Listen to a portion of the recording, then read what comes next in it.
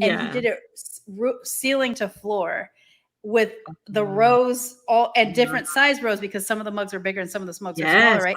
So she could have them all facing out. They could always be on display, and it was like floor to ceiling. And I was like, I've never wanted a piece of built-in furniture more in my life.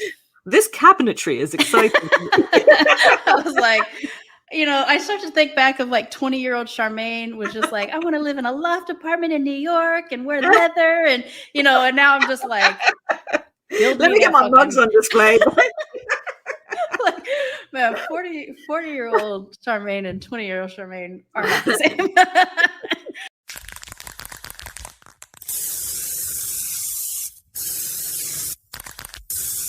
This is a Main Hustle Media podcast. Virtual Reality Studios. A new realm of creativity.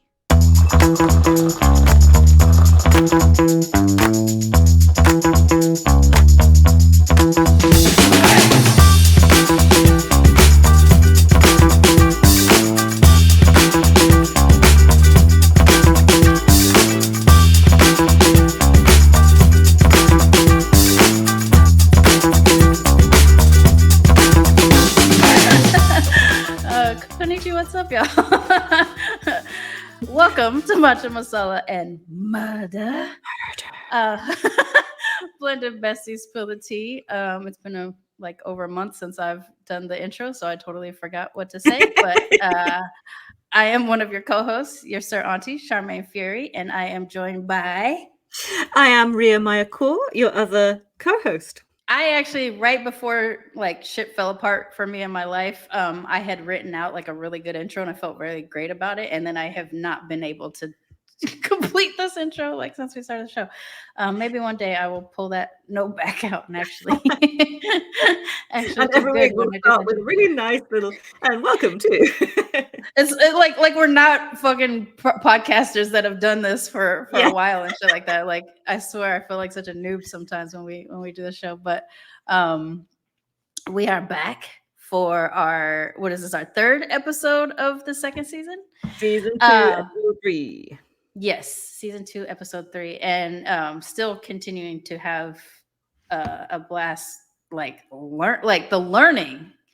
Are you finding that the learning part is so crazy? It's under the guise of a murder, but what I'm learning about the world or a location or a people or something like that in this process has been really kind of I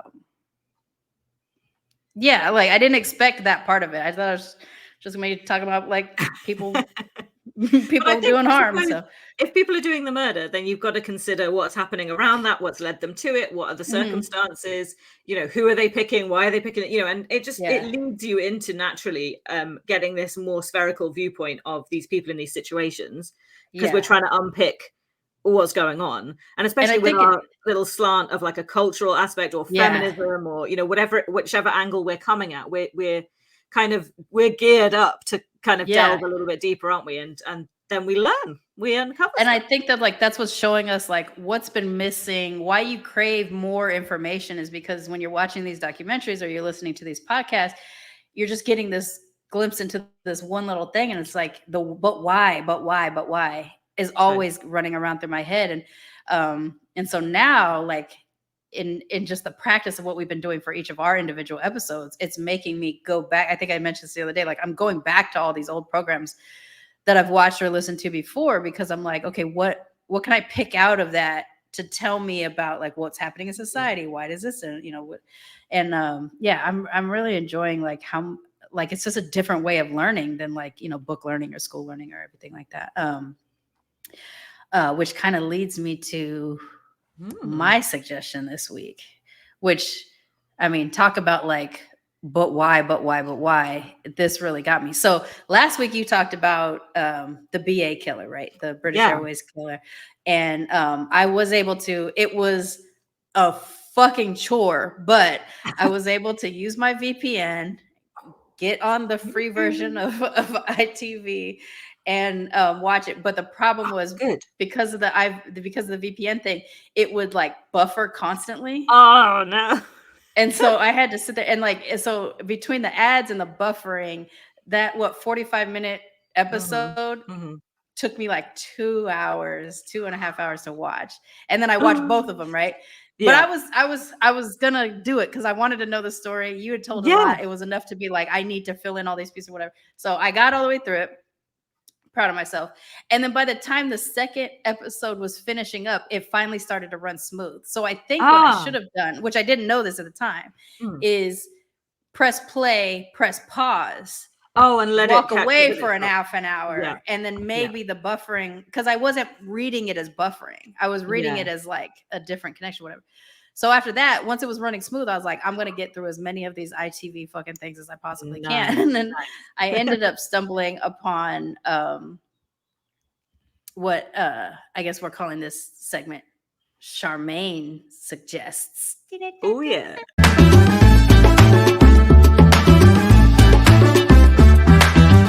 I ended up stumbling on a series which I've only watched one episode of so far, but it's called TikTok Murders. Oh yes. So talk about modern, like we're Yep. super modern. And the first episode was about the first ever mother-daughter killer combo in the UK. So the main TikTok girl or whatever, her name was Mayak Bakari.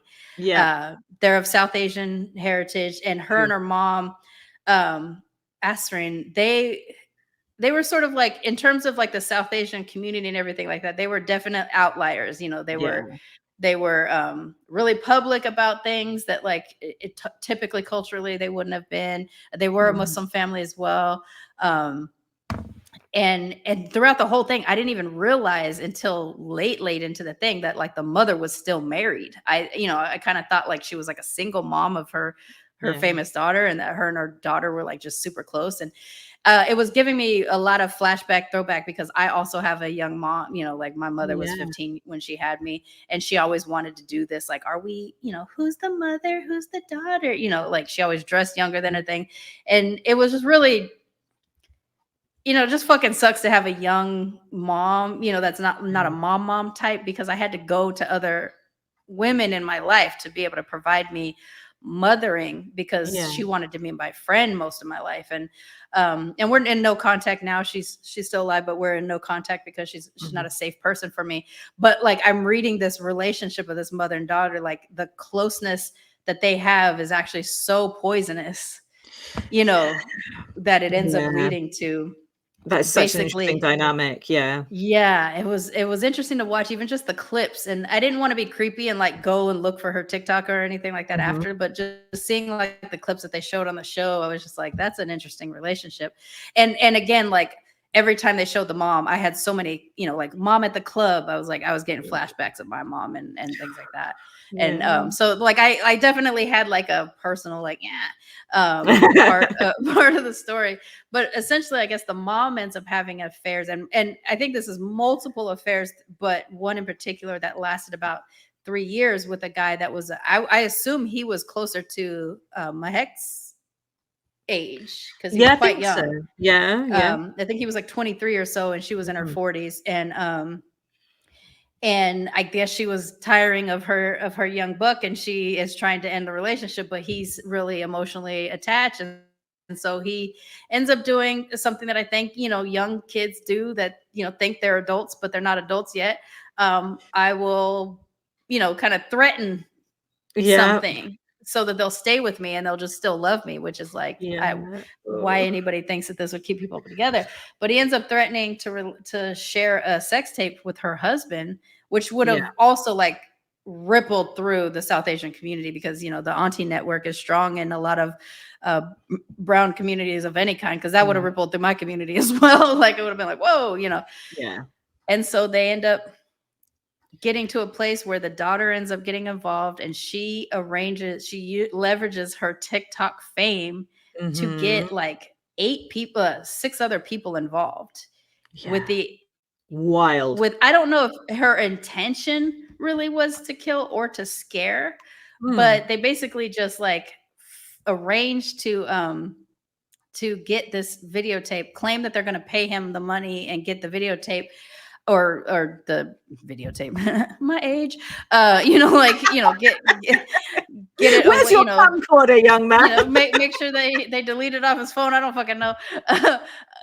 And squash the whole thing. But then they were just gonna beat the shit out of him because they got like fans of hers to be in the cars with them and stuff. But it ends up going in a different way because he gets spooked when they're supposed to meet, and they're like go on this car chase. And he's calling, 999, and he's just like, someone's trying to kill me. And ultimately he drives into a tree. Or the person driving drives into a tree, gets run off the road, car bursts into flame. And both him, the person who was having the affair, I think his name was Saqib, was having the affair with Ansarine, his friend who had nothing to do with anything, just a complete, like, I'm just here for my boy type of friend, Hashim, was driving. They both died. And so 8 people get arrested for this. And the mother ain't saying shit. Like, it's amazing to watch some of these things. She's the reason why this is happening. She does not talk or anything. But the daughter, the famous one, is just like, she can't wait to talk about who she is and why, there was so much there's so much in this story, isn't there? Because like you say, it's like uber modern, it's as up to date as you could fucking get, as you could be. Because I think the trial was just last year or something. Maybe exactly. So yay. So it was obviously all over our news, and everybody was sharing about it. And because it was just wild, because it was 2 women, and it was people from a community that stereotypes would be applied to, of not expecting these people to have had extramarital affairs or be doing any of the stuff they were doing, especially as brown women. So there are layers upon layers, aren't there? Yeah. In this one. And it ended up, that was the ending, with that, people being dead in that way. It's shocking. Because I know that they were both and I know there's a lot of spoilers, but it's still worth watching. It was an intriguing thing. I don't know if the intent was we're going to kill this fool, but there was certainly, like, once you get other people involved, you can't control where things go. And so there was all the driving and everything was so out of control that and things just go sideways. And if at no point someone in the car doesn't say, let's just get away from it, like, let's just stop, we'll turn around, which seems to be the case, because there was a turncoat within the group. So there was 2 cars, each with 4 people.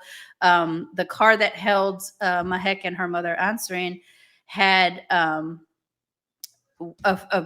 TikTok fan, I guess, in the car, and then another male who's only listed as suspect 8. They never named this person, and that's because this person, in the US, we'd call this turned state's evidence, but I don't know what it's called in the UK. Oh, okay. I can't think off the top of my head what we would call basically they got immunity or a reduced sentence so that they could tell everything that happened. And this person says that Ansarine at no point tells the guy who's driving to stop.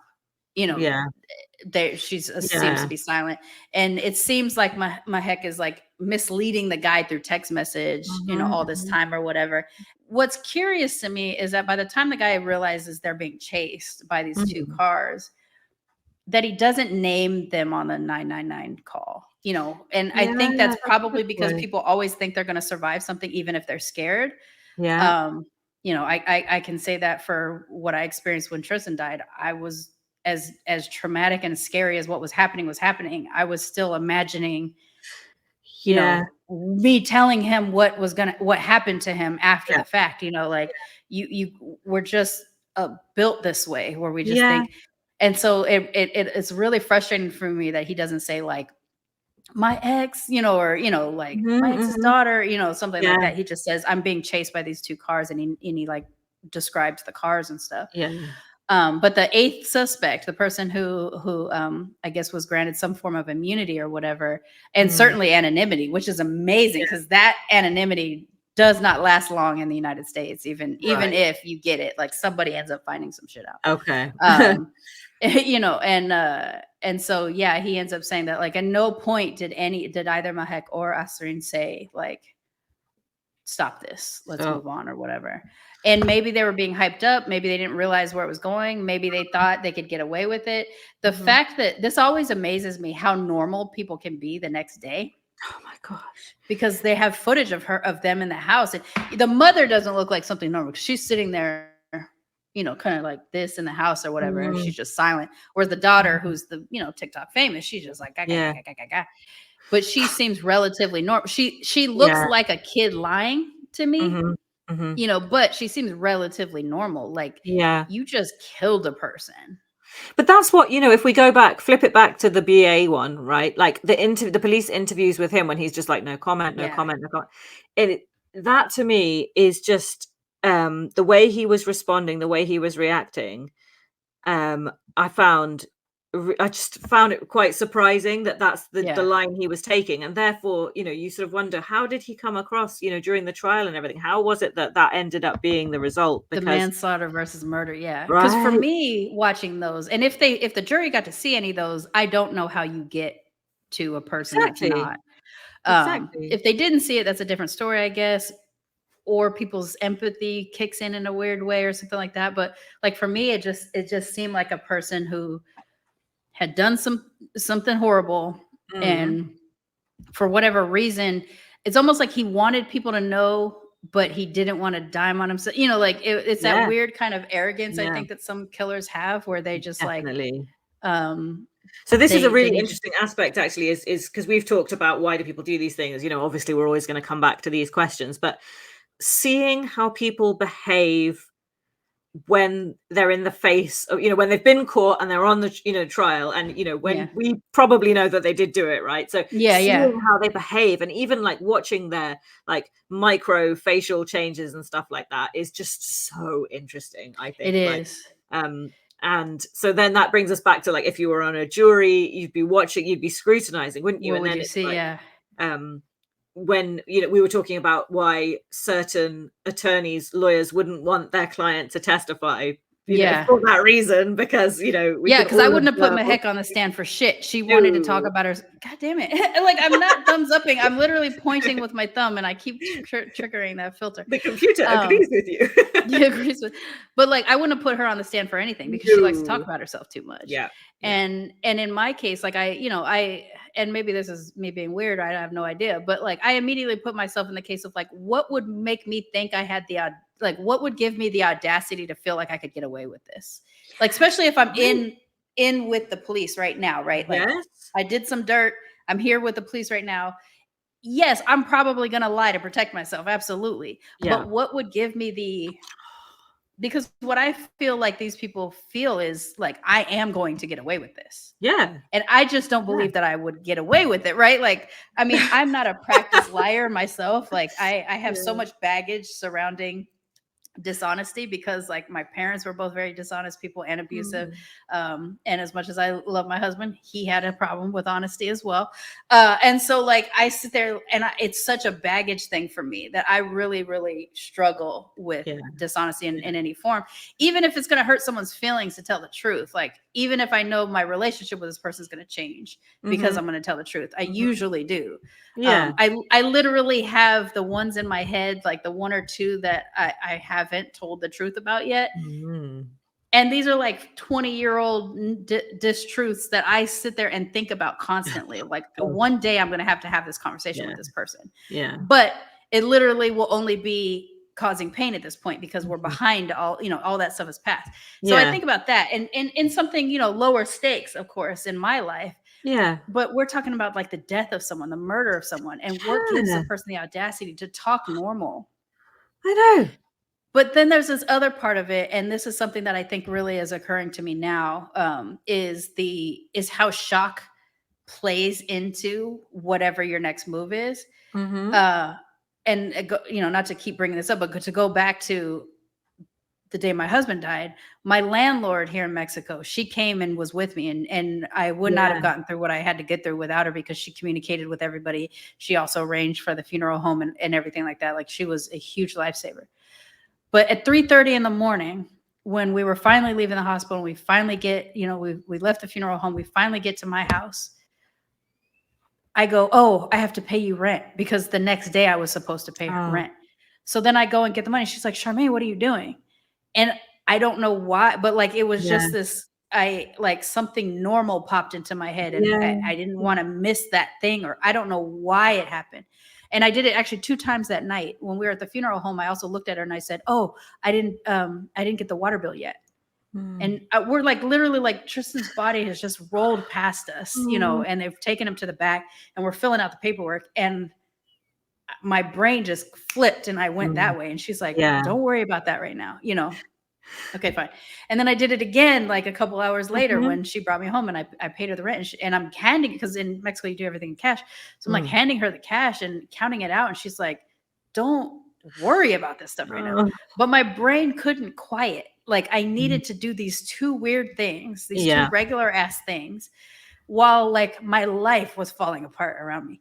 And I'm assuming that even if you murdered someone and you're arrested, you are feeling like that. Like, my life is falling apart in front of me. And, me not being on the guilty side of things, I did this weird thing. Yeah. I paid my rent and I counted it out, and I made sure that everything went fine. And these people, like, just like, this girl just talked about how famous she was on TikTok. I'm just like, what the fuck? Like, it was so wild. So at least you weren't there, like, saying, like, I'm kind of a big deal in podcasting. Yeah, like, like, my husband died, and like, I'm an award-winning podcaster. I don't know if you know this about me. Like, what the fuck? Like, I can't even. Wow. And she laced it in a way that seemed like this is the reason why at 2:00 in the morning we were fucking driving, is like, they were going to Leicestershire because she was supposed to be doing some like appearance the next day or whatever. Yeah, okay. But it's also like, what? Yeah. So even if you have a reason to lace it in, it just still also seems so weird that totally. Yeah. She couldn't wait. And I think that was also something similar in the BA killer documentary, where it's no comment, no comment, no comment, until the investigator took a different turn and just started talking about him and his interests. Exactly. It's and the narcissist in him came out. The narcissist, right? Yeah. So And she she's tapped like, "Oh, you're into a runner. it You so look well. fit." Yeah, like, it just like feeding the ego until he could start talking to it. And really all he wanted to talk about was either him as being this awesome dude, or how much of a cunt his wife was. Oh my God. Yeah. And the divorce and how she was fucking him over and the finance. Yeah, totally. And so he couldn't bring himself to, and even when he broke down, when he finally got to the point where he admitted everything and he started crying, even that read so strange to me, because it was like, I can't tell. Like, I think I probably would have felt the way the investigator felt, which was, I don't see those tears being for his wife or what he did. I felt that those tears were for him and the fact that now he was going to have to spend his life behind bars. Everybody said in that program, everybody who'd met him said he was so clever, he was so educated, and I couldn't believe how many people described him in that way. And so it must have been something that he definitely was keen to put out, to portray to people. And therefore he must have had this superiority of like, I'm too clever for this.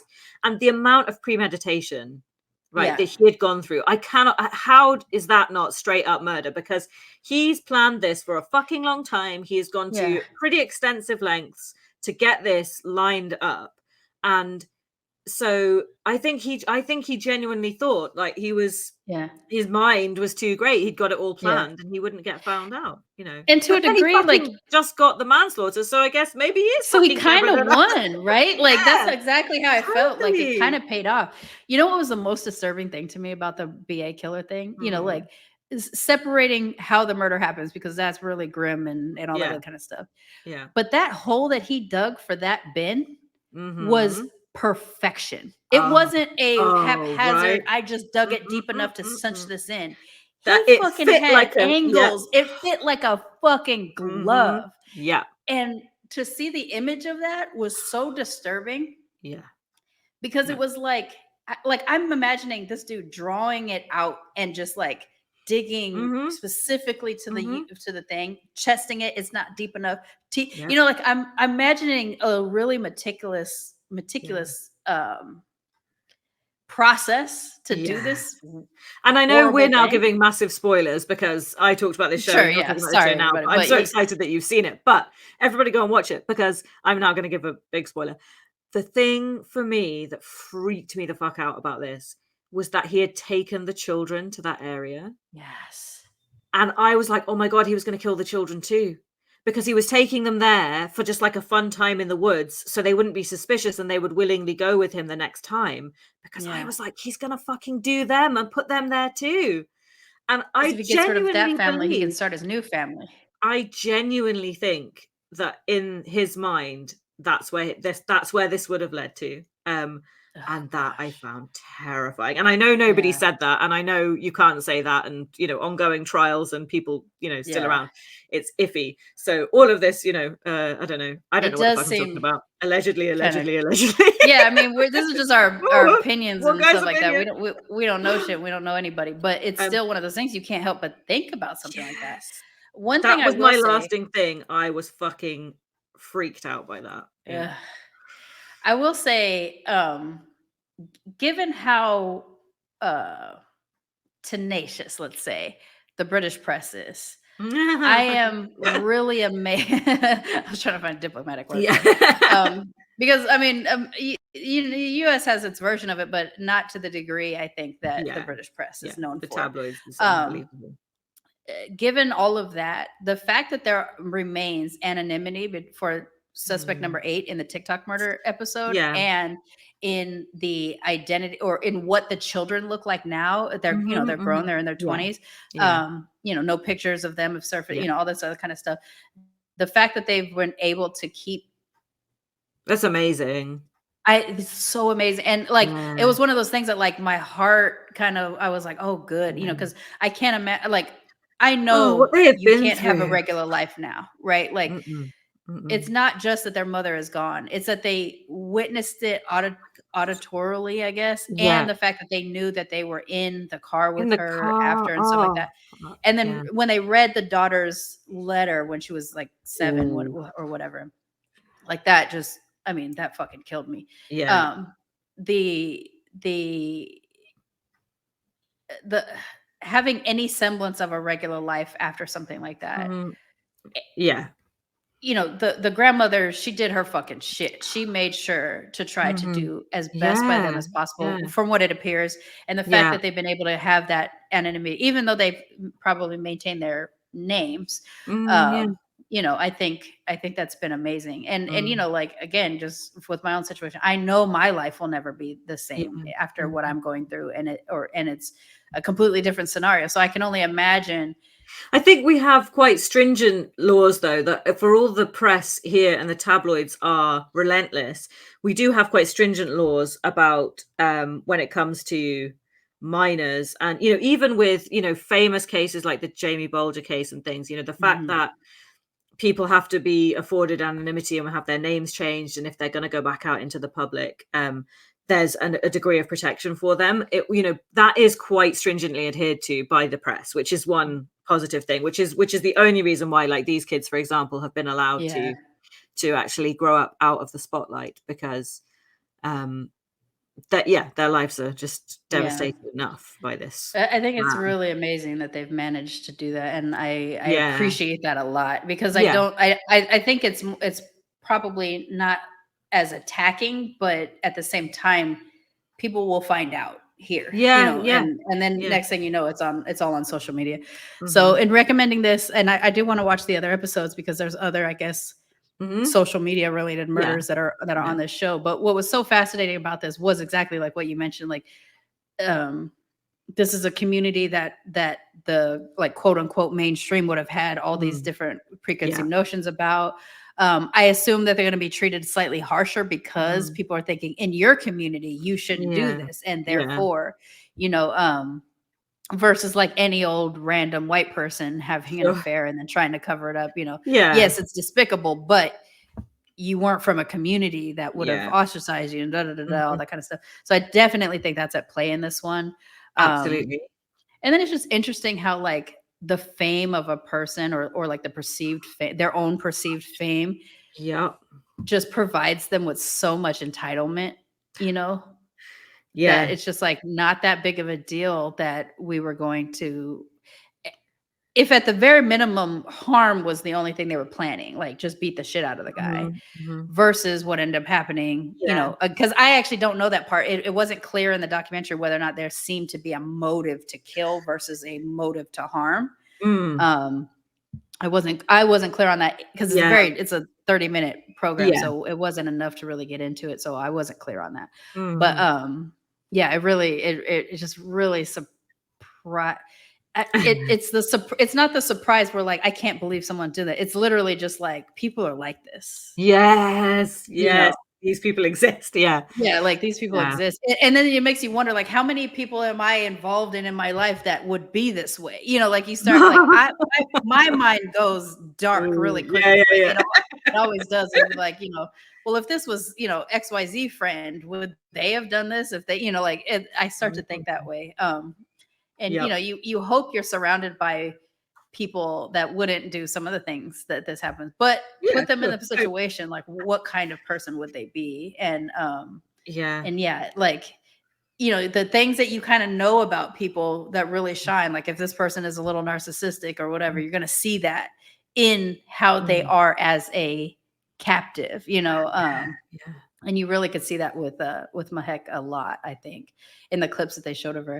So I absolutely recommend it. And like if you're not in the UK, you basically have to do it with the VPN. Just let that bitch stay on pause for a while before you start watching, because I could watch the Mahek one really cool, like in real time without problems. But like that first, it was basically like the first episode and part of the second episode took me so long to get through, but I was determined. I was like, I'm gonna get through this fucking thing, and I did do that. So it's a good one. It's a tough one. It really was a good one. Yeah. Before we get into Mug Chat and before we get into your tale, I do have one thing I want to highlight, and it's the t-shirt that I'm wearing today. Excellent. Yes. This is from the Dark Collective. It is proceeds do go to Palestine, but the reason why I found it was an educator on TikTok, who now I just realized while I'm sitting here in the moment, I can't think of his name except that it starts with an S. He is a part of a collective that's also doing like education on Palestine. Like they have a Palestine collective website where they're teaching like about the historical reasons why all this stuff is happening. He designed this shirt a while back. It's a travel to Palestine shirt, and in Arabic it says "Welcome to Palestine," and it's representative of Nablus, which is the village that my husband's family originated from, was refugeed from. And it's just so beautiful. It shows like the olive fields and stuff like that. And so I got it for both those, yes, in support of Palestine, but also that it's reflective of my husband's family's village and the olive trees and everything like that, that were important to that region. So I wanted to highlight it. It's called Dar Collective, where you can get it, DAR, darkcollective.com. They have a lot of different shirts and designs, and we'll put some links up in the notes. I'll put links up to it. But I just wanted to highlight it because it is a beautiful piece. And I've seen, because I follow the online, so I've seen I've seen that, and beautiful work. So, and this was part of a series of travel shirts posters. That wasn't just Palestine, but so this was actually this predates this current genocide portion of time, but it was still, it was highlighted during, and that is how I came to find it and everything like that. But I did want to highlight it because thank you. Yes, it is beautiful, and it is a thing. But then I guess we can from there go into Mug Chat. Sure. Yeah, that's an easy segue, isn't it? A super good segue. I'm amazing at segues. Speaking of mugs, my tea. Spoiler alert: there's only a little bit of tea left in this, and it's gone cold because we've been chatting for some time. We have. Yes. I'm bringing out a Mama mug today because it was Mother's Day. Yes, it was UK Mother's Day on Sunday. But this is a good one. It's a nice, good round. That is a roundy, great one. I like the bulbousness. I know you like those kind of pottery, kind of handmade effect ones. So it's kind of glossy down here and then matte up here, which I quite appreciate, the little textural differences, nice and thick. So it was keeping my tea nice and warm. But we've been here for a while, so we have. we had a lot of pre-chat today. We did today, So I finally packed up the mugs that are coming back to the States with me. I have 12 more days from the day we're recording until I get to the US. But what I've left out was remember that green mug I had that had the pattern on the wrong side? Oh, yes, the enamel looking. Yeah, like the camping This ones. is its twin that came along with it. But it's, again, the left-hand, right-hand thing is an issue.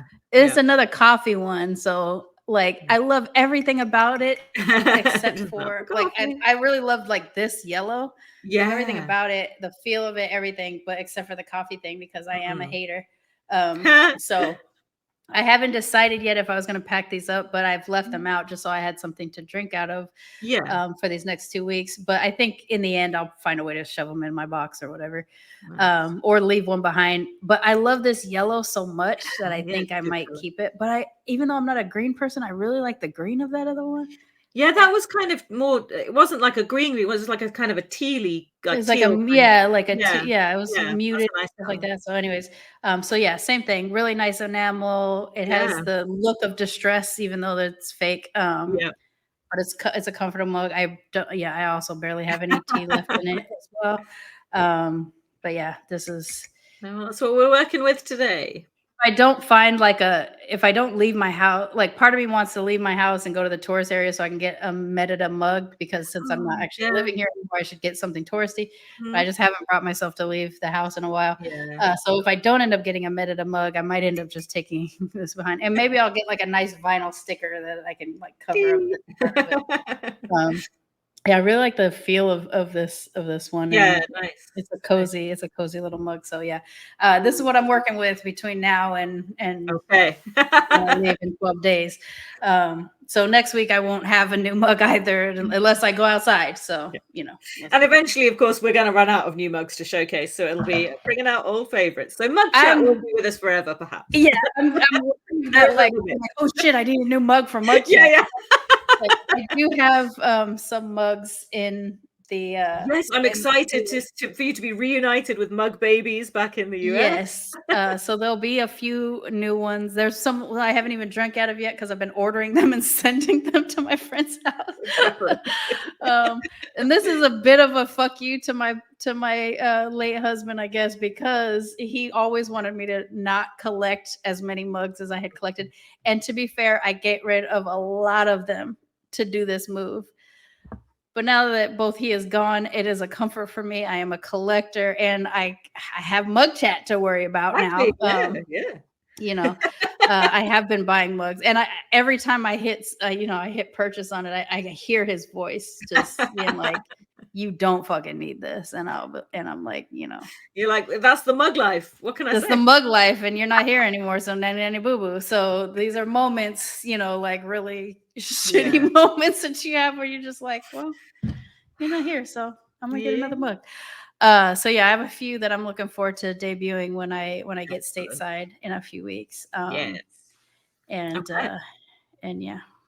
Dig some things out of the crates as well if I get to that point. We'll see. It might just be buying new ones constantly.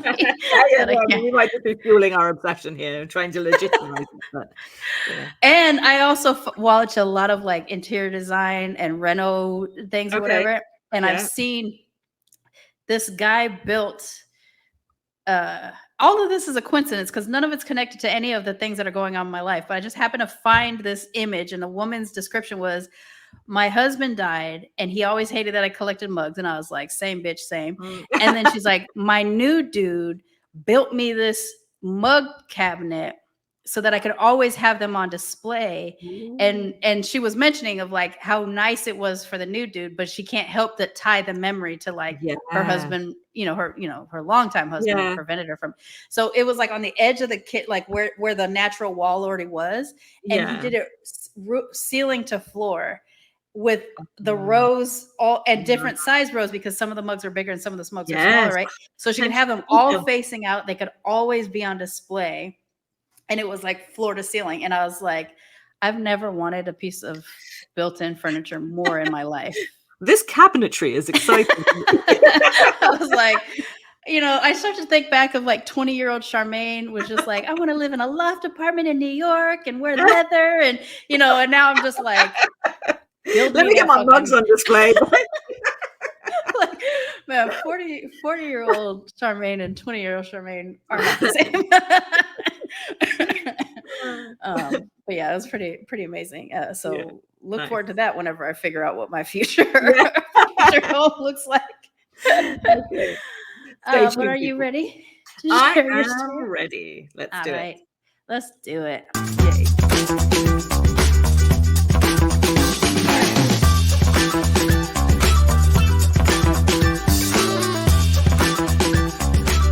Shall I be mother? Hi. I was trying to post when I come back in. When this goes out, once again, if I've done my calendar maths correctly, then it should be the 22nd of March, because we've got this little gap in between. Yes, right? because we have a gap, right? In the spirit of season 2 and national bullshit days of whatever. Yes. March 22nd will be, are you ready for this? I want to do like a little drum roll. The national, oh, thank you. Sorry. It will be National Bavarian Crepes Day. Excellent. Very specific and excellent. Which also happens to fall, coincidentally enough, into a week, because you know how we have like awareness weeks for different things. It happens to fall in the World Folk Tales and Fables week. Okay. And That's these awesome two too. things could not have coincided at a better time for Rhia, because Excellent. it allowed me to seamlessly crowbar in this fucking murder. Seamlessly crowbar. That's going on a cup at some point as well. I'm taking notes. It all turned out nice again. I have not entirely just shoehorned this story into these made up fucking days, but here we are. So I also had to look up what was special about Bavarian crepe, because I don't know, and I wasn't aware that they had their own style.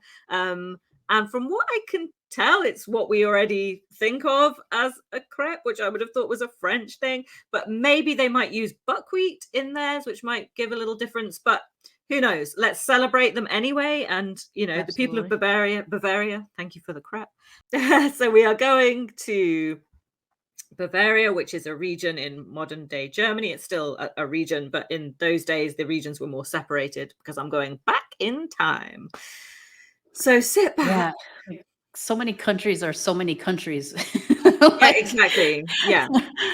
Because I am taking you way, way, way back when, and I'm going to tell you a tale that might as well have been written by the Brothers Grimm, which works out well because it's World Folk Tales and Fables Week. Yes. So that's where I'm going with this. So I'm taking you back in time, across the world to Germany, in something that sounds like it's fucking made up, but actually the fact that it's a true story possibly makes it way more disturbing. Listen, some of these fucking stories are so much more disturbing than any fantasy shit. Exactly. That being said, the Brothers Grimm, though. Oh, they brought it, right? They were needed twisted fuckers. They needed therapy, those dudes. Yeah. I mean, and that's why this fits so well with them. If you are of a squeamish nature, I don't know why you're listening to the show, but if you are, then you might want to, I don't know, just be prepared, because this is a bloody mess. Like literally, it's bloody. Okay. So we're going to get into it. So wind back in time with me, if you will, all the way to 1535. Ooh, we're digging deep into the right crypts. back when. Okay. And I'm going to tell you the tale of the Werewolf of Bedburg. Absolutely, 100%. I'm yes. Thank you very much. I don't know anything about this, but bring me the werewolf. Welcome. So that's how he became known. His actual name is also somewhat of a mystery, because he was referred to in lots of different ways. So his first name remains Peter in whatever version of this story that you read about him. He may have been called Griswold originally, but he was also referred to as Peter Stumpp, or Stumpf, with the MPF at the end of the Germanic kind of spelling. He was a wealthy farmer. So he was born in 1535. And so the events that we're going to talk about span like a big portion of his life. And And so, but he died in 1589. So everything I'm talking about happens within that little window. He was a wealthy farmer and landowner. He was a widower with 2 children. The eldest was a girl named Beale, which I think is actually the name Sybil in okay. I don't know whether it's like a shortened version, like Sybil, Beale, or whether it's like just a a variation of the name. And there was also a son, and we don't know very much about him. Peter Stumpp would go on to be known across Europe. His crimes spanned 25 years, and his victims were goats, sheep, women, children, and babies. He was arrested and picked up for bloodthirsty crimes, as kind of described. It's a little poetic. Yeah, so there are some really good quotes in this. You know how I know you like those weird the way they describe. I love the poetic ways that the crimes are. So he was suspected of werewolfery, which I love. That's also an amazing use of the word werewolfery. I love it. At the time, it wasn't an uncommon thing. You know, people did believe in this, and so it wasn't super outlandish for people to hear about a possible werewolf in the area, put it that way. But he actually underwent a werewolf trial, which is basically the male version of a witch trial, right? Okay. So we know what the connotations, when we think of witch trials, we think of sort of persecution and the patriarchy and sexism and all that kind of stuff wrapped in paganism, you know, everything. Mm-hmm. But that sort of might lean into what we will find out is actually at play within this story. But the trial was the most extensive and one of the worst kind of ever to happen in history. So if you ever are reading about werewolves of this time, of which there are quite a few accounts, this is your main guy. This is the main one. Okay. This is your main guy. And at the end, I will give you a little extra info on some of his peers who are also working their way across Europe. So in the spirit of enjoying the etymology of words, and we've done that with tea and everything, I just wanted to go over a few terms for werewolfery, which I thought were enjoyable. So from the original Greek, that's lycanthropy, which is being a werewolf. In very, very old French, a werewolf would be called a loup-garou, which I really love. I don't know why I said that with an Australian accent. A loup-garou. Loup-garou. Not at all intimidating whatsoever. Yeah, look, it's a loup-garou. Qu'est-ce que c'est? Oh, c'est un loup-garou. Je suis un loup-garou. So yeah, I loved that anyway. And then in Roman culture, they had this term which is versipilus, which means literally turn skin, which I kind of like. And I do enjoy that. Yeah, there was actually a tribe of people who kind of worship dogs and the spirits of dogs. We know that that's happened in various places through history. And so the idea of being able, this is not quite the right word to describe it, but imagine a sort of a shamanic figure who was leading ritual and things, and a lot of their ritual was about absorbing the essence of the dog and all of that. So that's where this term kind of comes from, and the turn skin thing. So there's a magical element to it, but it was also sort of a religious thing for those guys. Anyway, that is an aside, because I will take you back to our story now. So in 1590, a pamphlet was published in London, and it was a 16-page booklet, and it had been translated from one that was in German that had existed the year previously. No evidence of the German one actually still exists, so we can't get our hands on that. But the actual English one, there are 2 remaining. One is in the British Museum, and one is in a special library in Lewisham, somewhere in the southeast of England. And so these copies still exist. And it was actually rediscovered in the 1920s by a sort of renowned occultist in the UK. And his name was Augustus Montague Summers. Brilliant. Somehow, I love it. Yeah, somehow he came across this booklet, and he got into it, and he wove that into one of his writings. That he dabbled in the occult. He was sort of culty in nature and had followers and that kind of thing. Anyway, he's not really in this story. He's for another day. I will definitely be doing deep dives on that. Okay. But he's the one who rediscovered this pamphlet and kind of spread the word everywhere. And so once again, society was reignited with this idea of werewolfery happening around the place. And the pamphlet described Peter Stumpp's life, crimes, and his subsequent trial. And it actually contained witness statements, which is pretty cool to think in the 20s they were reading these witness statements from back in the 1500s. And he reprinted these scenes in like a block painting thing and released a book with extracts from this pamphlet in it. So there was also evidence from the diaries of an alderman at the time in Bavaria who had written in his personal diaries like accounts of the trial and things that had happened to do with this guy. So it's quite interesting to have kind of first-hand stuff in this pamphlet. So why did people think Peter Stumpp was a fucking werewolf? So his name, Peter Stumpp, or Stumpf, was because he was missing his left hand. And there was a so cold-blooded. Stump, right? So it was literally a stump. Now, Peter One Hand. Yeah, exactly. So goodness gracious. The story goes that because where these people lived there were little villages and there's a lot of forest around in the areas, and there were wolves that lived there, and you would be worried if you were a farmer, you don't want a wolf to come and eat your sheep.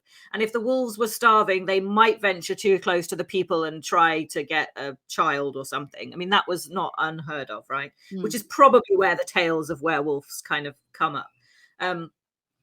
A local farmer had to fend off a wolf which was coming near his livestock, and in the furor or whatever, he used a sword and chopped off the werewolf's left paw, and it ran off into the night. The next morning, some of his sheep are dead, and who should he run into but old Peter Griswold, aka Peter One Hand. Peter Stumpp, right? So he goes, well, this guy, I cut off a wolf's left paw, and this guy is missing his left hand. He must be the werewolf. It must have been him that I attacked. Yeah. Obviously. A simpler time. It was a simpler time. So yes, in 1589, he was arrested on charges of being an insatiable bloodsucker. That's the direct quote. At age 50 with only one hand. Wow. So did like people not know he was one-handed before? Right. I'm not entirely sure about that. That seems a little bit unclear. So now is the part where it gets really gruesome. So he is arrested and he is tortured to within an inch of his life. He is brutalized. They put him on a rack, the rack, and they stretched him. And they subjected him to all kinds of awful, awful torture. And then he confessed to some stuff. And if he did all this stuff, then he's a really, really bad guy. And if he didn't, then it was a horrible miscarriage of not even justice. So let's get into what he actually confessed to. He confessed to having been into black magic since age 12. He confessed that the devil himself made and gave him a magical belt or girdle, which allowed him to shapeshift into being a wolf when he put it on. I love this. This is wonderful. Thank you. During his sprees, because he was able to hunt really well when he was in wolf form, he killed 14 children. So he puts forward this information. Yeah, this is what he confessed to under torture. Okay. He killed 14 children. He killed 2 pregnant women. Okay. And the key thing here is that he is a cannibal. So he's eating the children and the women. Yeah. And the really terrible, gruesome thing is that he ripped the fetuses out of the pregnant women and devoured the still beating hearts because they were still sort of attached. For dinner. Yeah. He described it as a tasty morsel. So the quote is that he ripped the children out of their wombs in most bloody and sordid, and after, I don't know that word actually, sorry, that's a mistranslation. And after eating their hearts panting hot and raw, which he accounted dainty morsels and best agreeing to his appetite. Goodness gracious. Thu. As well as that, one of the 14 children that he killed and ate was his son. And he said that he devoured his son's brain. He lured him out into the woods. He put his belt on. He went into wolf form and he got him. He cruelly slew him and ate the brains out of his head to staunch his greedy appetite, which is the quote that was in a document. And this is why we don't know that much about the son then in comparison to the daughter. Exactly. Okay. And villagers couldn't believe really that a widowed man would do this to their own child, to his own child, you know. But okay, and then we continue with his list of possible crimes. He also confessed to having intercourse with a succubus who was sent to him by the devil. Obviously. And in his own words, of all other that ever lived, none was comparable until this hellhound. Why would anybody be comparable? Oh, absolutely. Yeah. Succubus. Do you know what I mean? Like, you know, none of us can live up to that kind of reputation. No. Okay, and then to make things worse, he admitted to an incestuous relationship with his daughter, who was probably around 15, and he had been having a relationship with her for a long time, apparently. I mean, relationship, fuck that, obviously. Right, yeah.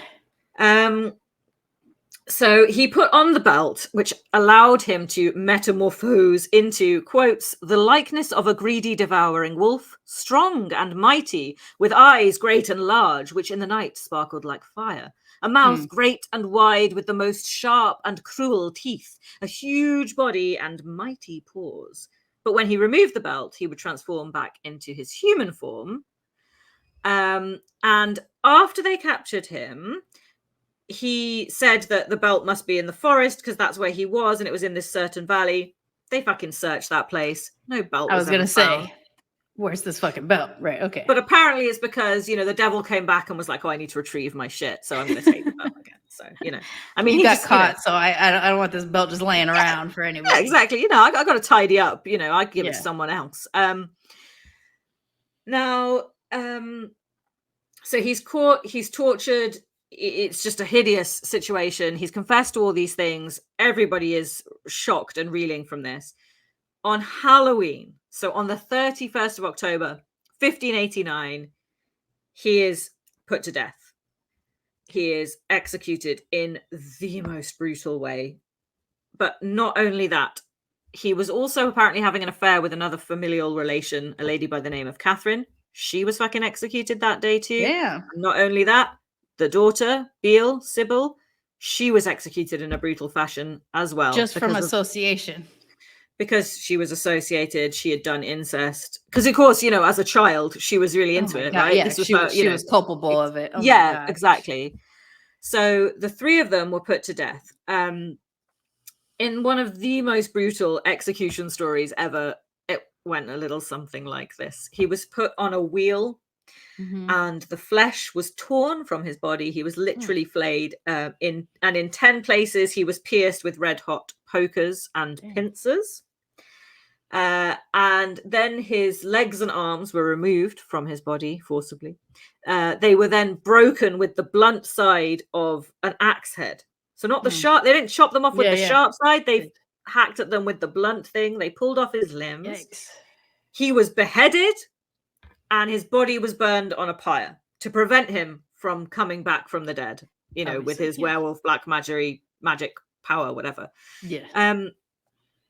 His Sybil and Catherine, the women, they were also flayed and strangled, and their bodies were thrown on the same burning pyre as his. And as a warning to anybody thinking of indulging in similar behavior, they put up a massive pole and they put the torture wheel on the pole with a figure of a wolf at the very top and his severed head as a warning to everyone. I have so many questions. Yeah, right. So that's the really, really gruesome part. And that basically is the story.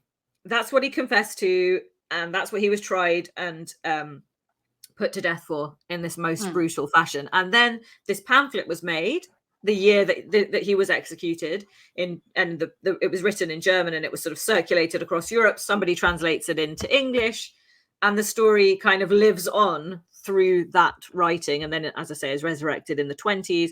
And then this character develops a mythical kind of presence, and it appears in pop culture. It's referenced, in fact, Peter Stumpp is actually referenced in The Exorcist by name. Okay. So, he's widely talked about in circles, and in a lot of Victorian culture, when Gothic literature started to emerge, and people were obsessed with the macabre and, all of these things, that was very fashionable. So he rose to prominence again, like in that era as well. And he's been talked about in loads of things. So his name lives on, poor Stumpp has, is still being talked about. But because we know that werewolves aren't real, I'm going to go out on a limb and say we both feel that werewolves aren't real. I'm going to say that I pretty much think they're real in my heart, just not in reality. No, would that it was so.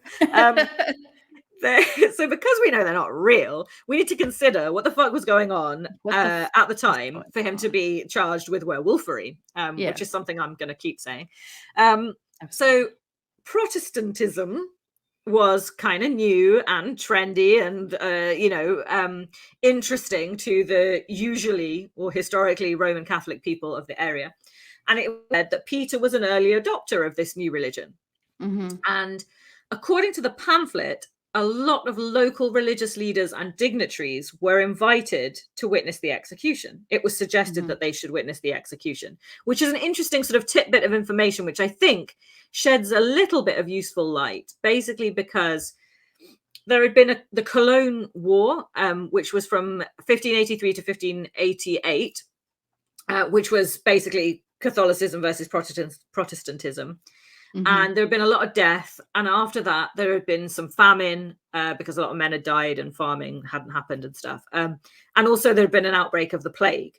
So there's been a lot of dramatic stuff going on, and there have been religious wars. But actually, sort of technically in these conflicts, the Catholic mercenaries won, and they were attempting to reestablish their power and the power of the Catholic Church in the area. So could it have been that he was simply being made an example of because he was a Protestant? He didn't do these things. He was literally kind of hung, drawn and quartered, put on a spike to show everybody, don't do Protestantism or you'll get done like this guy did, or like this is associated with the devil, this way evil lies, basically what I'm saying is it just a fucking PR stunt from the Catholic? I don't know. Well, because I'd also like to know, did they know of these dead people, like these so-called dead 14 people? Exactly. Were there 14 missing people? Were there 14 people that were discovered dead? And everybody's like, what the fuck happened? And they just made him.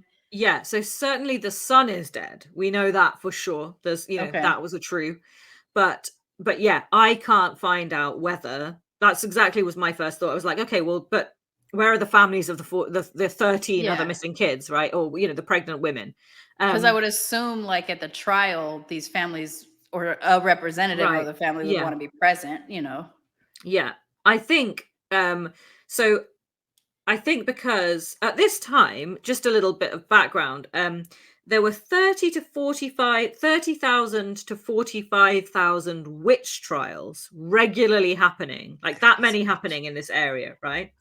So, and the rise of fables and fear about witches kind of came up in tandem with werewolves. It was more on the witch front because women, but the werewolf thing kind of rose up at the same time. So werewolf trials were pretty widespread. But in comparison, there were probably about 300 werewolf trials compared to 30,000 witch trials.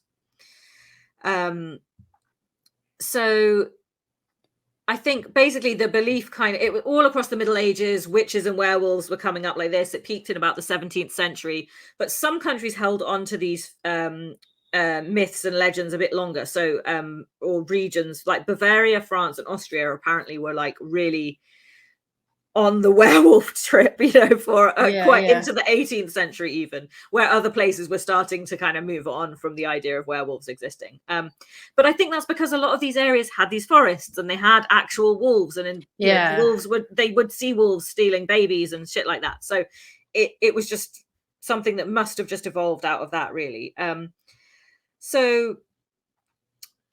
Werewolves throughout history have always been talked about, as I said, like in Roman history, there was a lot of, chat in Greek mythology, like any mythology in the world. Basically, you go back, and in Asia and the Caribbean, there are tales about werewolves in all of these areas.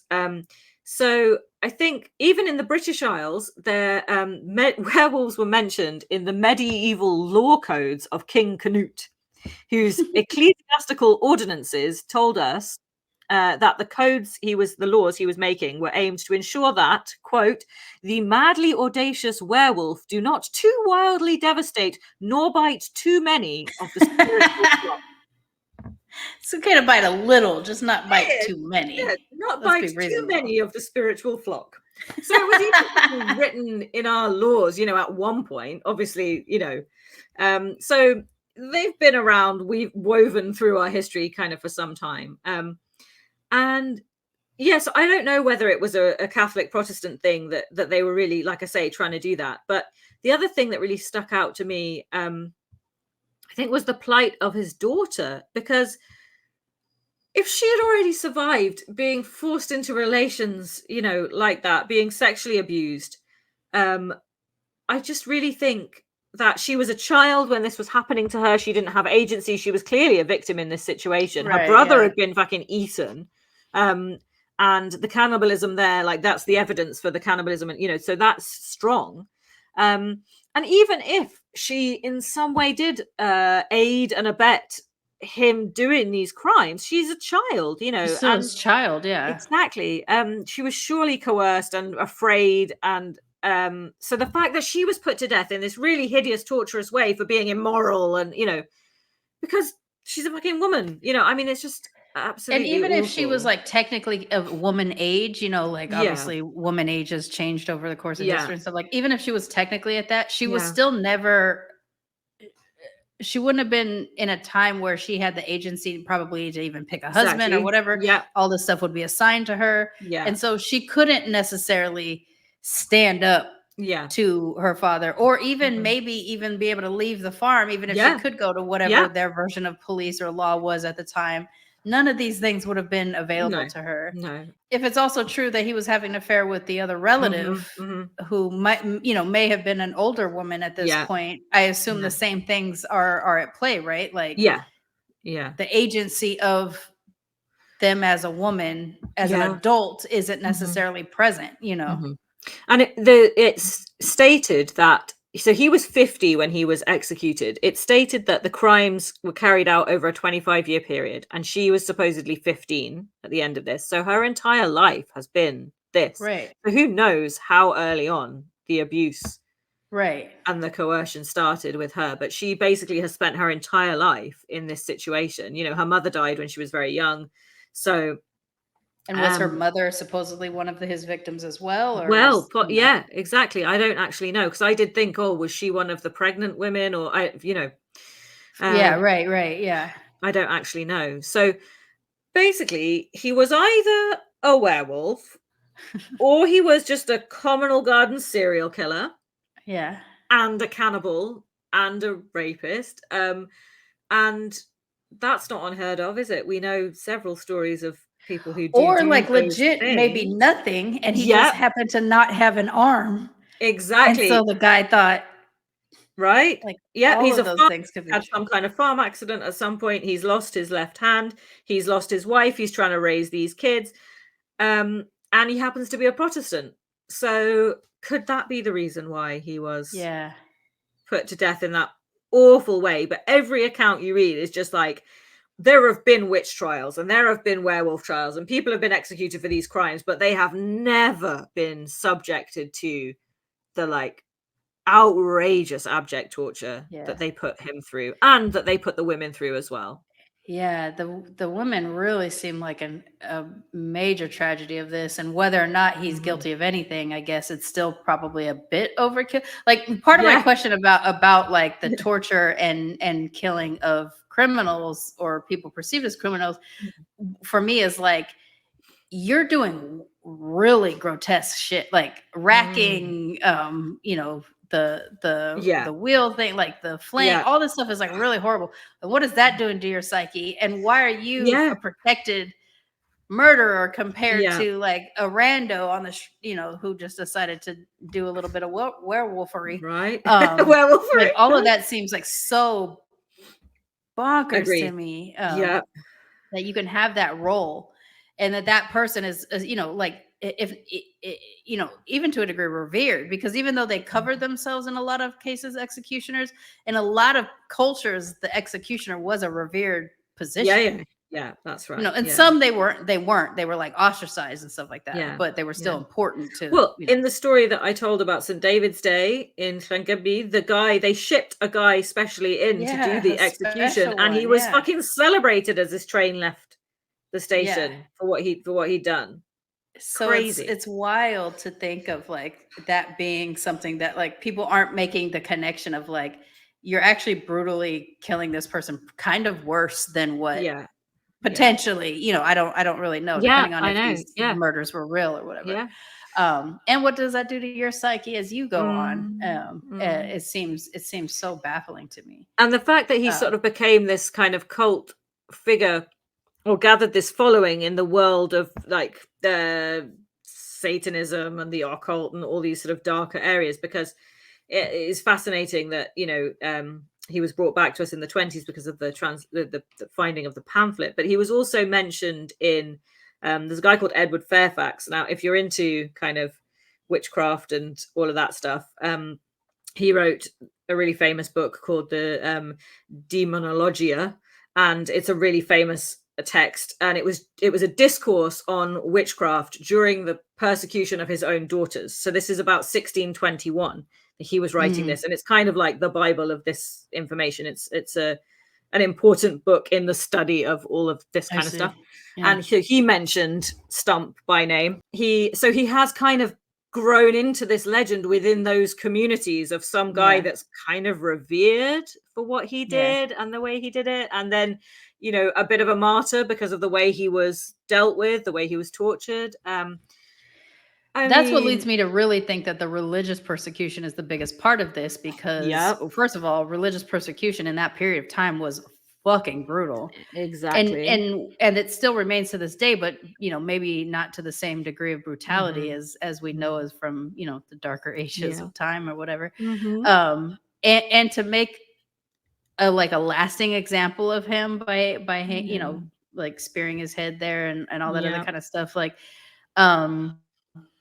what do we do when we're trying to build an out group, right? We find ways to dehumanize them, you know, literally in this case, he is an animal, he is a he is a werewolf.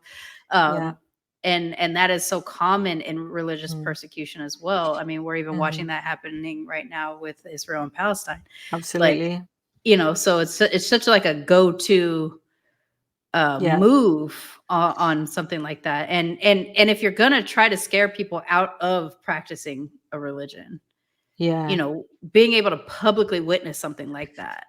Yeah. And I think also adding the women in is would have been a really shocking thing, you know. Right. So that would be, you know, okay, we've got this man who's a monster, who's demonic and Satan worshipping and communing with the devil. But seeing women tortured and murdered in that way alongside him would be just an extra twist of the knife to scare people out of choosing their own path. So I mean, it's savagery, isn't it, almost? So as another aside to this, of course, when I was sort of as I started researching this, I did go down a bit of a rabbit hole about werewolfery in general. So would you like to know how to cure a werewolf? just in case. Yes, please. So in medieval Europe, traditionally, there were a few methods that you could use to cure somebody of the lycanthropy. Right, what have I got? So you could use wolfsbane, which is, something that we will have talked about in poison, and you could perform surgery, or you could do an exorcism. These were the most common ways of curing. With surgery, what are you cutting out? Exactly. So one of the Where's my wolf? Yeah. Where's my inner wolf? Which bit are we removing? So fun fact is my maternal family's last name is Wolf, from Germany. It's a WOLFE. So perhaps it's just an assumption on my part that there's some werewolfery in my DNA. Absolutely. I think I'm going to go with that. So I think it was actually one of the feet of the werewolf that you were supposed to remove surgically, and therefore a foot or a hand of a human. I'm not really sure. Well, if that's the case, then old Stumpy should have had his wolfery taken under control. So, but he had his magic belt, so, But he had the magic fucking belt. I didn't account for the magic belt. It just so happened, however, that many of the cures in medieval times that people thought would cure people actually killed them. So fucking infection after an amputation. There was apparently a Sicilian belief which stemmed from an Arabic belief, which was that if you when they're in werewolf form, if you can get close enough to hit them right between the eyes with the butt of your knife, they'll definitely be cured. And they definitely, but at which point you're pretty close to them. So if it doesn't work, you're definitely getting eaten. Dinner, it's a tricky one. And apparently another one is to pierce the hand or the paw with nails, like a sort of stigmata type thing. Yeah. And so in Germany, though, they did believe that it was much more simple. You could just call them by their human name 3 times and they would turn back into a human and be cured. So, well, amazing.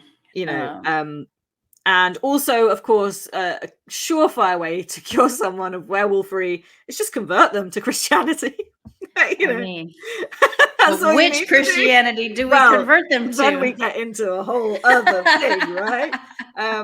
But apparently St. Hubert is the guy who cures and protects lycanthropes. So that's the guy to pray to. If you ever find yourself turning in a teen wolf situation, be like, you can just say a prayer to St. Hubert and he might help you. So what about like the things that we have from like pop culture, like silver and things like that? So in this instance, at this time, we're not doing silver. Silver comes in I think the first kind of references to silver would be the 17th century. And it definitely rose in the Victorian era with Gothic tales. That's when that really, really set in. But the first reference that I could find anyway, I'm not a professional researcher, was that. Because you assume like a lot of farming and villagers weren't like... They didn't probably have ready access to silver. Yeah. So I think that probably wouldn't have been too helpful. I mean, if just for reference and context, and let's face it, fun, there were a few other active werewolves at the time, and I can tell you about them. In 1573, Gilles Garnier was executed. He was convicted of being a serial killer and a cannibal and a werewolf. He was also known as the Hermit of St. Bernot or the Werewolf of Dole. And he was actually a reclusive hermit who then get married somehow, but he really struggled to provide for his wife because after having been a hermit and shit, he didn't really have a lot of money. And so he couldn't really provide. So he went into the woods and this spectre came upon him and gave him this ointment that when he put the ointment on, he became a werewolf. And 4 children went missing in the area because he would have a feast and then take their legs back to feed his wife. Yikes. So that's what he was up to in France. Were they pre-butchered so that she didn't know she was eating baby legs? So it just says he removed the legs to feed her. So I'm not sure if he actually disguised the fact that it wasn't people meet. Please disguise this for me. So then in 1598, so again, really similar time, another suspected werewolf was put to death in France, and his name was Nicolas Damont, and he was the werewolf of Chalon, or the demon tailor of Chalon. And he also fucking cannibalized children. So there seems to be a theme. And my favorite named one, my favorite named one is Hans the werewolf. Hans the werewolf sounds appropriate. That makes sense to me. That's just his name. And he was a really good example of the werewolf trials and the witchcraft trials kind of combining. So in 1651, so we're a bit later, he was accused of being a werewolf at age 18. He confessed that he'd been hunting as a werewolf for 2 years. He had come to be a werewolf because he had gotten the body of a wolf from the man in black. And then he sort of put it on and then somehow became it. And when the judges asked him, made like a wolf jacket. Yeah, I think he was kind of wearing it. The werewolf. But then maybe there was some kind of meshing. He was asked if his body took part in the hunt or only his soul had been changed, and he confirmed that he what did he say?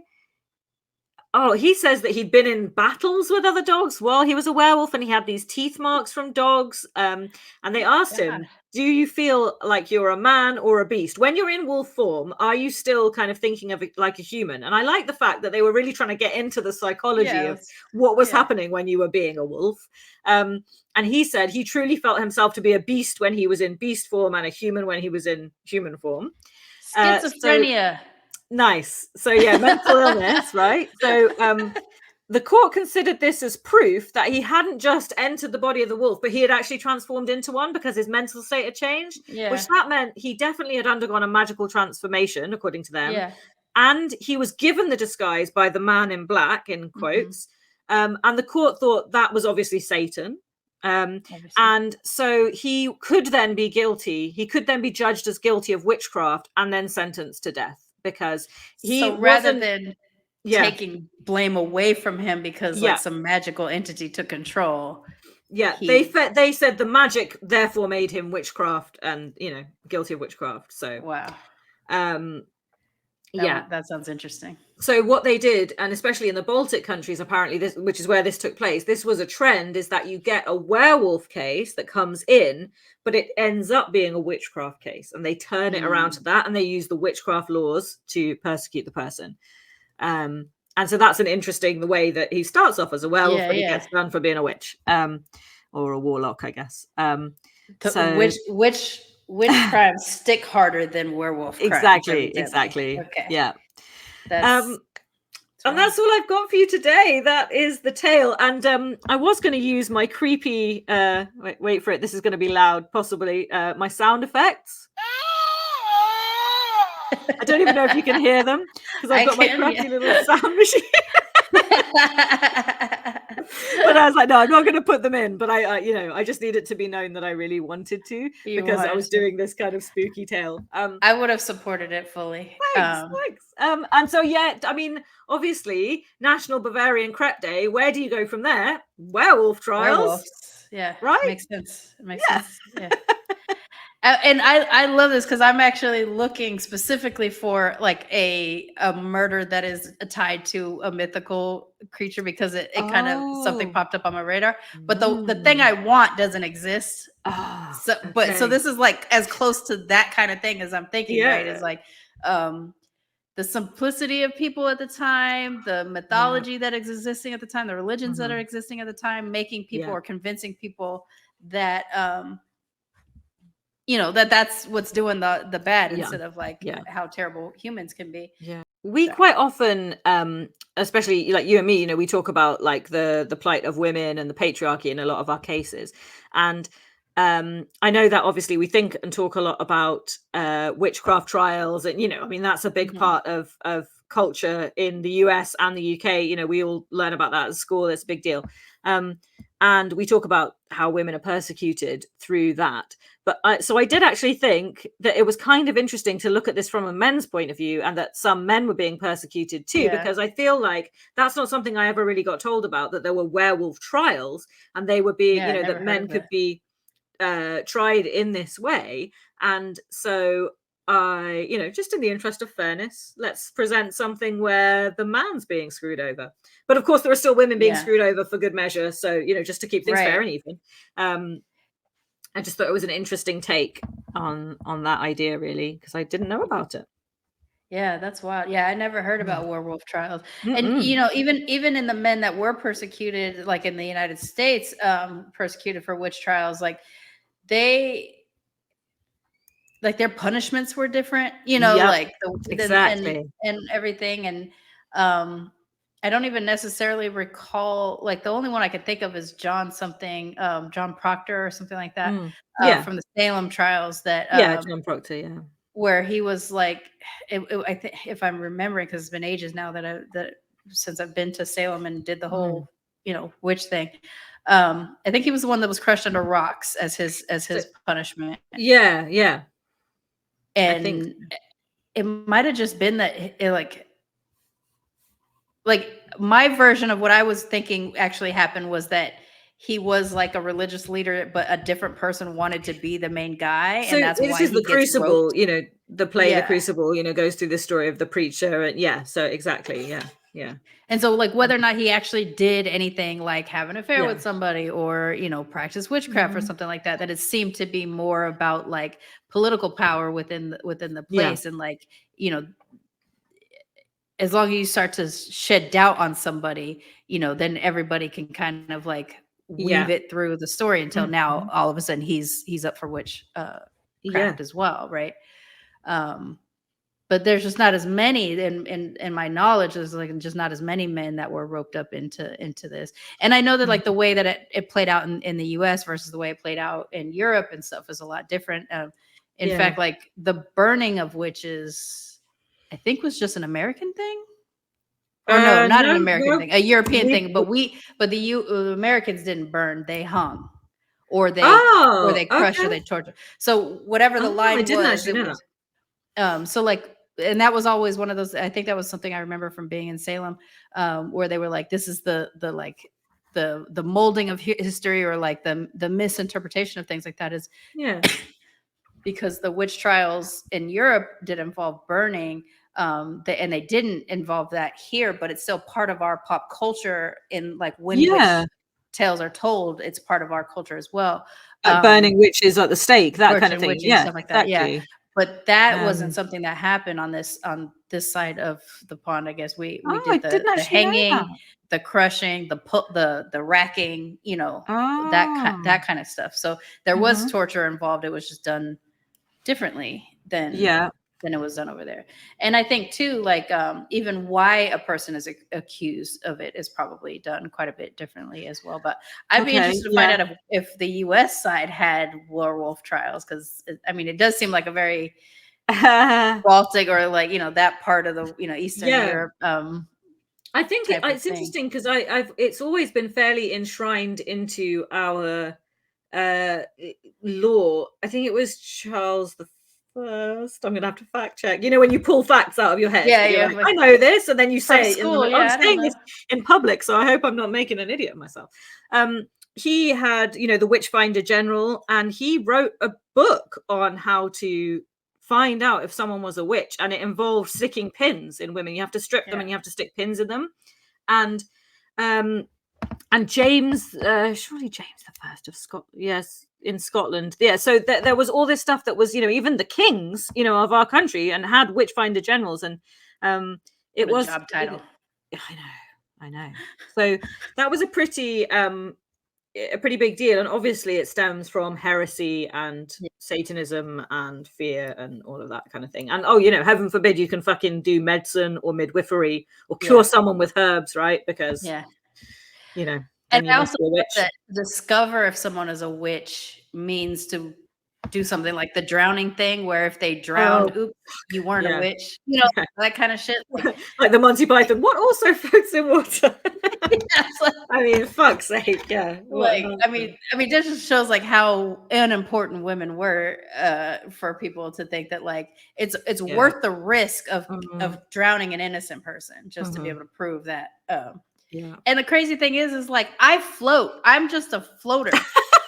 You know, like this is something like Tristan and I we would talk about this. Tristan couldn't really float. I would like have to hold him up and like try to teach him how to float, but I just float without doing the thing you're supposed to do to help you float. I would 100% be a witch, right? Like I would like I made that joke once and I was like I would so be tried for witchcraft because as soon as I get in the pool, I just start floating. And even when I try to swim down, I naturally buoy up. I do not have like the good skill, especially like in controlling breath, which is why I don't think I would ever be a good like performative mermaid, even though I'm like so into the life, because like they know how to control their breathing so that they can like stay low, and I can't do that. So I always, you can see me in the pool, like my legs just start going, and then I go like this. So I'm 100% getting tried for witchcraft if I'm in the wrong time. The fact that you're like, so I'll never be a performative mermaid. You know, it does hurt my heart because like I spent my whole life wanting to be a mermaid, and I can do the little fucking swim thing or whatever, but what I can't do is stay underwater. It's a pretty essential part of being a mermaid, though, unfortunately. So, and it's so disappointing that I will not be able to do this because, like, I have looked and priced tails. I have considered the life, especially once we got a pool. I was like, bro, I'm gonna get one of these fucking tails. Nice. And he was like, our pool is nice, but it's not long enough for you to be a mermaid in. And I was like, I'm gonna be a fucking mermaid in this pool. And I just kept rising to the top, and I was watching all this mermaid shit because like Netflix had the documentaries and stuff. And I was like, man, they have a buoyancy thing. I don't have the skill set. I'm not a good breather in general. Like, so you can't be a mermaid. You'll just have to settle for being tried as a witch. A witch, or like let me dip into some of that WOLFE from my German come side on, of the family. It's in the genes. Like, it's got to be there at some point. Yeah, the full moon, something's got to get me. I don't know. But yeah, that's pretty funny. I'm definitely getting tried for being a fucking witch. There is no doubt about that. I mean, I'm just looking right in front of me. I've got a big poster of like there's an illustrator who I love who's Welsh, and it's all the Welsh witches that she's drawn. Because Welsh witchcraft is fucking cool. They're amazing stories. And so I'm looking right at that now. And so I do have a ridiculous number of books about witchcraft because it is a big interest of mine. I've always loved witch, and even like we have the American Horror Stories series of shows or whatever. Yeah. The only season I ever got into was the Coven season. Like that, It was always kind of a thing for me of like, of all the things that I don't believe in, really hoping that witchcraft was really kind of wanting witchcraft to be kind of real. And even before the craft, as a teenager, like it's a bit of a cliche or whatever to be a teenage witch, but that film coming out when it did, it didn't help anything, didn't help matters, because Nancy, she was fucked up, but I could sympathize with her. You get it. You understand why, right? Like, there's so many things that I think of like born out of fantasy that are really actually talking to like, the oppression of women or some of the ways, some of the ways in which we're treated, reared, whatever. And so I think that's why so many of us fall into these fantasy worlds. Like I'm really into, I mean, I've talked about mermaids. I'm really into mermaids. I've always been into vampires and witches and stuff like that. Yeah. And I'll go all in for it. Like, I'm nice. And then of course I'm into that sort of steampunk, Victorian, dark academia type of aesthetic and things like that. And I've never, and there's good cosplay to be had there. Yeah. Yeah. And I want to too. I really do, but I've never like fully got into it, but like it's the thing that I read. Like if I want to read fantasy, that's the fantasy I read. So I'm not as much as like the sword and slashing and stuff like that. Yes. Me too. Like that side of it. Yeah. I mean, I love dragons like that, like everybody, but I don't extend myself beyond like, it has to be easier accessible. It has to be a TV show. It has to be a thing. But if I'm going to read something, or if I'm going to get really immersed into like a subculture type of thing, it's going to be vampires, witches, mermaid, like that kind well, of you stuff. know how I feel about vampires. I'm into the vampiric lore for sure. It's another big thing of mine. But if you like that, I'm actually just gonna look it up because I don't want to say the wrong thing, because there is a series of books which actually mentions our werewolf today. And it is about witches and werewolves and vampires. And there's 3 books. Nice. And I'm just checking. And also it takes place in Salem, but also in England. So it's like got a really good transatlantic sitch going on for us. Excellent. Because when I was reading doing research about him and seeing like, oh my God, yeah, he was mentioned in The Exorcist and all these things. And then I was like, but I've read these books and I can't believe it's so weird how often like you actually have heard of something before and you didn't realize it. And then, exactly. like a memory triggers. That's been happening to me a lot with this show. I think it's Deborah Harkness. Let me just check. Discovery of Witches by Deborah Harkness. I don't know if you've read these books. They were recently. So it's the All Souls trilogy. That's the name of them. And the first book in the trilogy is called The Discovery of Witches. And I fucking love these books when I read them. I didn't really know very much about them. I was laid up after having an operation and I knew I was going to be bedbound for quite a long time. And I flew through them. I devoured them. And there's really good dark academia. Like it's all based around dark academia. And so, really good. And also because, it's got the US, the UK thing going on, which I think is cool. And I've actually been thinking I'm going to do a reread because that is, those books are right up my street. And because it's not like fairies and elves and swords. So that's also a thing I'm not into. Yeah. Because like I have a lot of fae friends that are that's their thing. Yeah. And I'm just like, blink. It's not for me. And I play Dungeons and Dragons and stuff like that. Like I like stuff like that, but I can't cross into the fae world. It's so funny how we all fit in our little versions of it. Because give me a witch, give me a werewolf, give me a vampire, I'm here.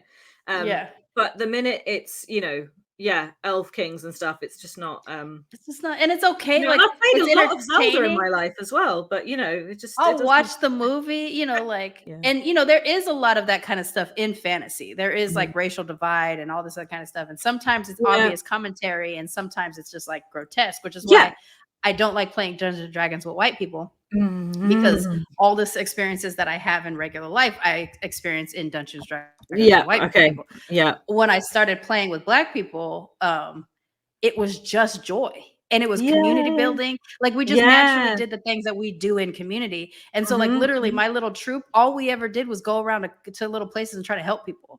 And even though sometimes we like to do a little bit of dirt, it was ultimately for the betterment of some group, some person, some community. And it was so much fucking fun to play like that. That I think there is room for a future where there is fantasy of whatever genre we're into, where the race or the class or whatever isn't a part of their thing. And I don't know why I never got into the fae thing, but it just doesn't I'm a mermaid. I'm not a fairy. That's like, I don't know what else to say. And then, if any of these fantasy creatures exist in real life, I would sign up immediately for being a vampire. I don't know why, but that's my shtick. Like that's the one that I want. I think because when I was a teenager as well, I went heavy into the classics, the novels, and the Gothic literature. So that was where I was nerding out as a little, nerd girl. I live with my friends. I guess we all go through our phase, but like for me, my teenage time was Anne Rice and and that was the world I I've wanted talked to a lot be about in. Buffy the Vampire Slayer and Angel, and like obviously fuck Joss Whedon because now we know where he's coming from. The way that the rest of the people the way the rest of the people are who are involved are trying to distance themselves and like so that the work can stand as it is. We've talked about that before, where it's difficult to engage with media that's made by people who are cancelled because terrible people. They're not cancelled, they're just criminals or bullies or assaulters of whatever version. And so the fact that he's on the out, thankfully, I don't think has tainted too much, because that show when I was growing up, that's got everything, It's got your vampires, your werewolves, your witches. Yeah. But but it's also, that's the whole point, isn't it? This female empowerment and whatever, blah blah blah. Everybody knows about Buffy, and if you don't, you should watch it because it's the best. I'm gonna look into this one that you shared with me because I'm interested in it. Yeah. And we'll be back. So now we're back on the schedule, I guess. So we took a little. So we were off last week. Now we're here, and we will continue to be here. We'll be back, and So I it'll be will your have a turn next tale week. to share. Yes. Yes. Don't forget to follow us on all of the social medias: TikTok, Instagram, YouTube, and if you would like to support our show and help us turn this into a job, because it's what we want. That's what we want out of our life, is to just talk about crime all the time. Please go to buymeacoffee.com/matcha, masala, and murder. And you can sponsor us there, or you can just read our newsletters, or you could do both. Both things are good. Yeah. But tell your friends and spread the word. And, this is what you get from us. 1 week, we're talking about werewolves. And last week last time it was the French Revolution. So, we take you all over the place. We like to keep things varied. And I wonder if your murder next time will perhaps have a tie-in, a shoehorned tie-in. Yes, I'm shoehorning the fuck out of a tie-in right now. I'm really struggling, but I'm gonna make it work. And if I can't make it work, then I'm gonna be in costume or something. No, I'm just kidding. Dress up as a hot dog for national. Yeah, just there you go. I'm really trying hard. It's crazy. Well, you can hand it off to me, and in the preamble chat, I'll bust out something to do with it. We'll work it out one way. Yeah, part of me is really feeling a kind of way about how disappointed I get when I can't find a murder under a very specific terms, which is so stupid. But that's where I am in my life, so it is what it is. It is what it is. So thank you so much for being here. Please tune in, go back and watch all the episodes you've missed. Make sure you tell your friends, subscribe and like everything. We'll catch you next time. See you next time. Bye. Bye. Matcha and Masala is produced and hosted by Sharmane Fury and Rhia Mayakor. This is a Main Hustle Media production in association with Virtual Reality Studios. All stories are researched to the best of our ability with information freely available to the public. This podcast is intended for entertainment purposes, and due to the nature of true life crimes, some information remains inaccessible and new information can come to light after recording.